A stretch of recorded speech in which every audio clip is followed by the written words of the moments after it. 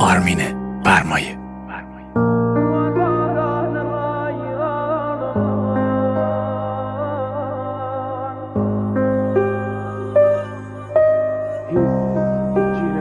دانش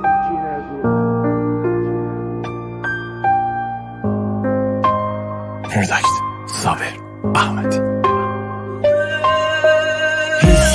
هیچی نگو بذار بره دیگه جونی نمون. اون که میگفت آتش بود شاید مثل من عاشق بود. اون شاید تنها گریه کنی یا حوث بارون کنی، زیر چت قدم بزنی و قدم بزنی و خیره بشی. نیدی ما خنده هستن نبینم اون عشقاتو پسر. اینجوری میگی مردم مستن، اینجوری میگی حق داری هستن. بخور بی مزه پیک تو پسر نخور وستش یه جور هستن. ببین زندگی سختی داره نبینم زیرش بشی پارا. میشه دست پا دین و ماره، میشه غمگین تره دوباره، میشه تیره تر شب ستاره. میدونم میتونی زندگی از نو برونی، نشکن دلم تو میتونی حرفمو دریاب سسوتی.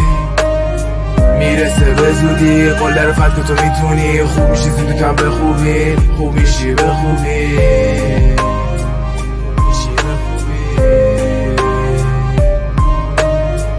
دلم گیره و این آسمان بوار باران رایان من خجر کتایی دنا و قرب من بکتی نخلاص جفت من. راست میگفتن حرفا دروغ بود، سرشوی تو هم انگار به زور بود. بشودی اسمم نیشنا این هم میگفتی دانش بمون، تو قول میدم میشه همون که میخوای تو. بی مسخار والله هر سوهنا و خوت دینم خدا بسته بدین یتینم. چنی بکیشم زجر تو دستت ونا و دستی بینم.